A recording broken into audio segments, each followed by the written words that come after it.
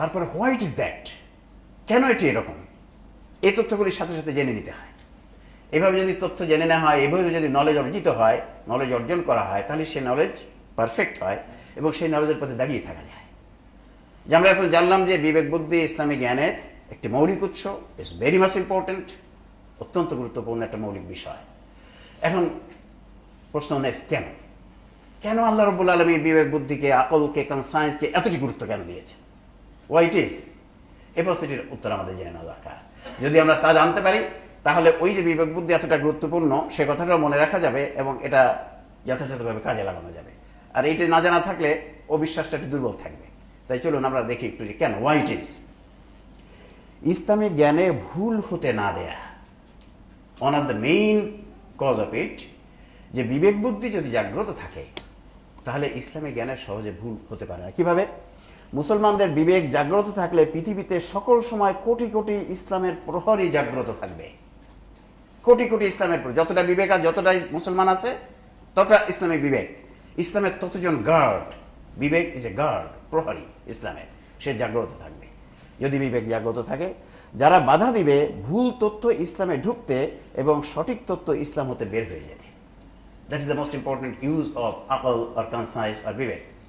যে বিবেক যদি জাগ্রত থাকে, তাহলে যতজন মুসলমান পৃথিবীতে আছে অতটা ইসলামের গার্ড জাগ্রত থাকবে এবং তারা ঢুকতে দিবে, তারা কোনো ভুল জিনিস ইসলামে ঢুকতে দিবে না সহজে এবং কোনো সঠিক জিনিস ইসলামকে বের হতে দেবে না। গার্ডের কাজ কি? গার্ডের কাজ হচ্ছে কোনো চোর ভিতরে না ঢুকতে পারে বা চুরি করে বেরিয়ে না নিয়ে যেতে পারে, এই দুটোই গার্ডে বাধা দেয়।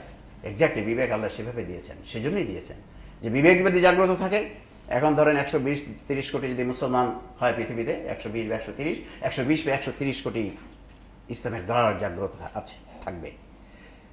এত 120 বা 130 কোটি গার্ডকে ধোঁকা দিয়ে কোনো জিনিস সহজে ঢুকিয়ে দেওয়া যাবে না, কোনো জিনিস সহজে বের করে নেওয়া যাবে না। That's why number one cause why Allah has given so much importance to আকল অর কনসায়েন্স। এরপর যদি আমরা দেখি ইসলামের তথ্য মানা ও অনুসরণ করা সহজ হওয়া, কিভাবে?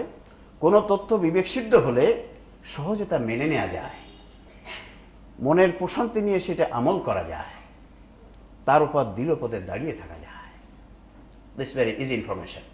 কোনো একটা তথ্য যদি বিবেকসিদ্ধ হয় তাহলে সহজে তা মেনে নেওয়া যায়, মনের প্রশান্তি নিয়ে সেটি আমল করা যায় এবং তার উপর দৃঢ়পদে দাঁড়িয়ে থাকা যায়, এটা সহজে বোঝা যায়। আর যদি বিবেকসিদ্ধ না হয় তাহলে হ্যাঁ ঠিক আছে, আমার বিবেক মানে না, বলছে উনি ঠিক আছে, ঠিক আছে উনি বলছে, যখন মনের প্রশান্তি হয় না এবং সেটা আমল করার সময় ওর মনে অত প্রশান্তি পাওয়া যায় না, তারপরে দৃঢ়পদে দাঁড়িয়েও থাকা যায় না।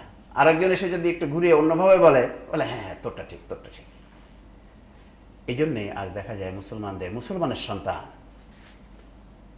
সন্তান আলেমের সন্তান দেখা যায় তারা কমিউনিস্ট হয়েছে, তারা অবিশ্বাসী হয়েছে। তারা দেখছে যখন কথাটা আমার তো বিবেক মানে না, কি কথা, তখন তারা অন্য আরেকজন এসে যখন আরেক রকম কথা বলছে, আরেকটু যৌক্তিক মনে হয়েছে তার কাছে, বলছে ঠিক আছে এটাই ভালো, this is good, this is good. Because তাদেরকে কথাগুলো তাদের কাছে আমরা বিবেক সিদ্ধ করে যৌক্তিকভাবে প্রেজেন্ট করতে পারি না। ঠিক আছে বাহ, ঠিক আছে এটাই মানতে হবে। So that is one of the cause, যে যদি কোনো জিনিস বিবেক সিদ্ধ হয় তাহলে সহজে তা মেনে নেওয়া যায়, মনের প্রশান্তি নিয়ে সেটাকে আমল করা যায় এবং তার পদে দৃঢ়পদে দাঁড়িয়ে থাকা যায়। That is another usefulness of আকল অর কনসায়েন্স অর বিবেক। আমরা যদি আরেকটি দেখি, গবেষণার বিষয়ে খুঁজে পাওয়া।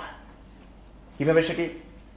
কোরআন অনুযায়ী ইন্দ্রগ্রাহ্য বিষয়ে চিরন্তনভাবে বিবেক বুদ্ধির বাইরের কোনো কথা কোরআন তথা ইসলামে নাই।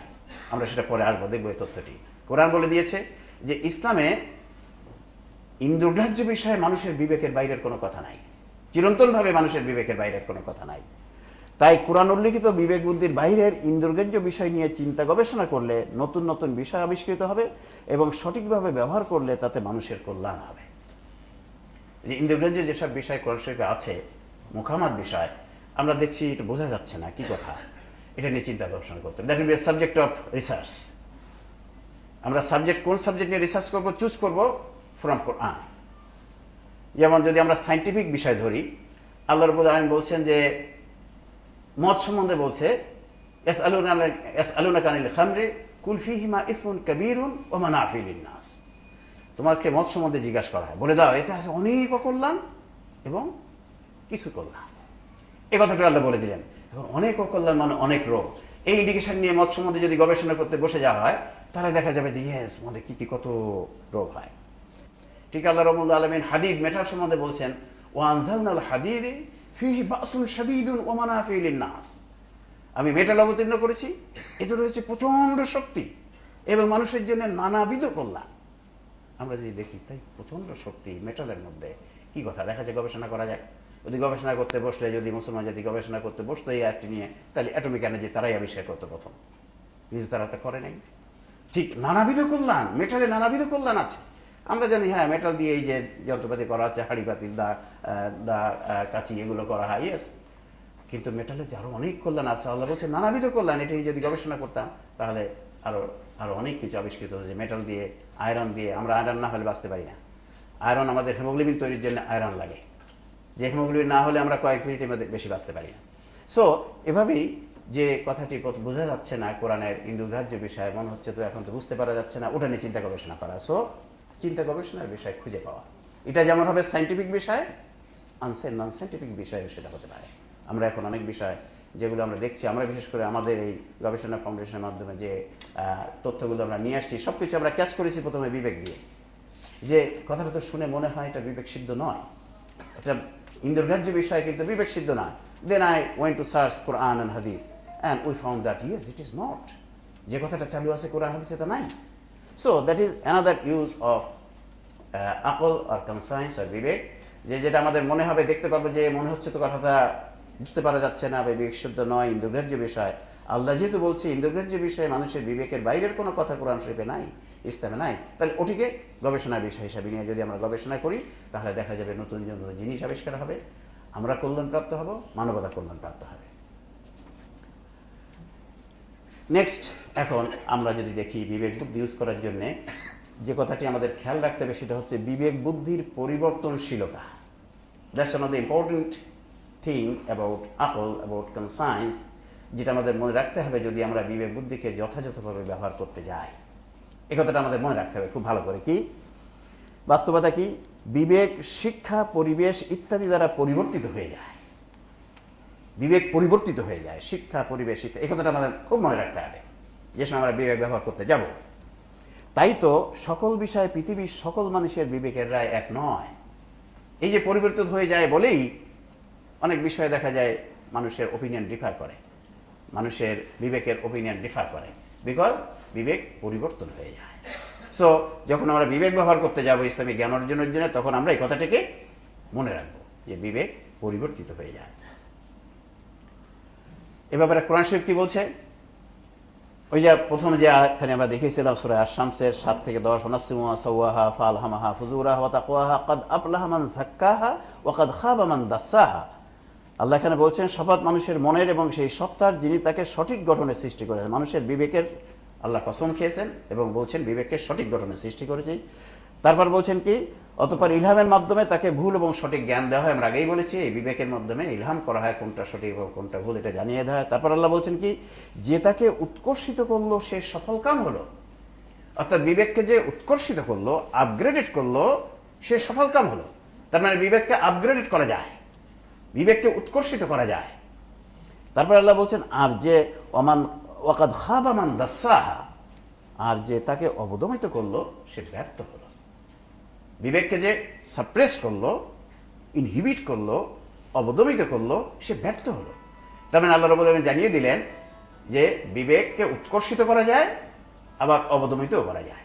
অর্থাৎ বিবেক উৎকর্ষিত হয়, অবদমিত হয়, তার মানে বিবেক পরিবর্তিত হয়। তাহলে আমরা যেটা বিবেক যা দেখছিলাম, বাস্তবতা কোরআনও তাই বলছে যে বিবেক উৎকর্ষিত হতে পারে, অবদমিত হতে পারে। রাসূল সাল্লাল্লাহু কি বলছেন? রাসূল সাল্লাল্লাহু বলেছেন যে শিশুই মায়ের গর্ভ হতে পয়দা হয় সে প্রকৃত মানব প্রকৃতির ভিত্তিতে পয়দা হয়, অর্থাৎ ইসলামী বিবেকের ভিত্তিতে পয়দা হয়। অতঃপর তার মা বাবাই তাকে ইহুদি, নাসাই বা মজুসি বানিয়ে দেয়।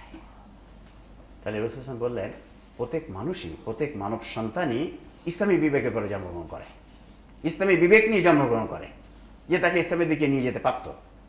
কিন্তু তার মা বাবা, অর্থাৎ তার পরিবেশ, তার বাড়ির পরিবেশ, তার বাসার পরিবেশ, তার পারিপার্শ্বিক পরিবেশ, তার শিক্ষা তাকে ইহুদি, নাসাই বা মাজুসি বানিয়ে দেয়। মানে তার বিবেক ওইভাবে পরিবর্তিত হয়ে যায়, পারিপার্শ্বিক অবস্থা, শিক্ষার ভিত্তিতে, শিক্ষার কারণে। তাহলে বিবেক পরিবর্তিত হয়ে যায়, আমরা দেখছি এটা আপগ্রেডের হতে পারে, ডাউনগ্রেডেরও হতে পারে। কোরআন সুন্নাহ বাস্তবতা তাই বলছে। এখন যে বিষয়টি আমাদের জানা দরকার, তাহলে বিবেক বুদ্ধি পরিবর্তনশীলতার ব্যাপারে ইসলামের চূড়ান্ত রায় কি? বিপরীত শিক্ষা পরিবেশে বিবেক বুদ্ধি পরিবর্তিত তথা অবদমিত হয় এবং সঠিক শিক্ষা পরিবেশে বিবেক বুদ্ধি উৎকর্ষিত হয়। এতক্ষণ আমরা তাই জানলাম যে বিবেক বুদ্ধি উৎকর্ষিত হয়, অবদমিত হতে পারে। এখন যেটা জানা দরকার সেটা হচ্ছে বিপরীত পরিবেশে বিবেক বুদ্ধির পরিবর্তনের মাত্রা, যে পরিবর্তন যে হয় বিবেক বুদ্ধি, এটা বাস্তবতা, এটা কোরআনও বলছে, হাদিসও বলছে, এটা কতটুকু পরিবর্তিত হয়। আপগ্রেডেড হলে কোথায় যেতে পারে, আর ডাউনগ্রেডেড হলে কোথায় যেতে পারে, কোন পর্যন্ত যেতে পারে, কখন কোথায় যেয়ে থামবে। আমরা যদি বাস্তবতা দেখি, কি বিপরীত শিক্ষা ও পরিবেশে বিবেক পরিবর্তিত হয় কিন্তু একেবারে নিঃশেষ হয় না। তাই তো সাধারণ নৈতিকতার বিষয়ে সকল ধর্মের মানুষেরাই একমত। যারা অন্য ধর্মের মানুষ, অন্য ধর্ম ধরেন ইহুদি বা খ্রিস্টান যারা, বা আমাদের নন মুসলিম হিন্দু যারা আছে, তারা তো অন্য ধর্মের, তাদের বিবেক তো পরিবর্তিত হয়েছে। কিন্তু দেখা যায় সাধারণ নৈতিকতার যে বিষয়গুলো, তাদের কিন্তু সবাই একমত। যেমন সত্য কথা বলা খারাপ কোনো ধর্মের লোক বলে না, সবাই বলে যে সত্য কথা বলা দরকার, ঠিক। চুরি করা ভালো কেউ বলে না, একজন মুসলমানও বলে না, একজন হিন্দুও বলে না, একজন খ্রিস্টানও বলে না, একজন ইহুদিও বলে না। তাহলে দেখা যায় এই যে বিষয়গুলোতে সবাইয়ের মত এক। অর্থাৎ এগুলো যে আল্লাহ প্রদত্ত যে বিবেক ছিল, সে বিবেক এখানে এসে এই পর্যন্ত এসে আর যায়নি।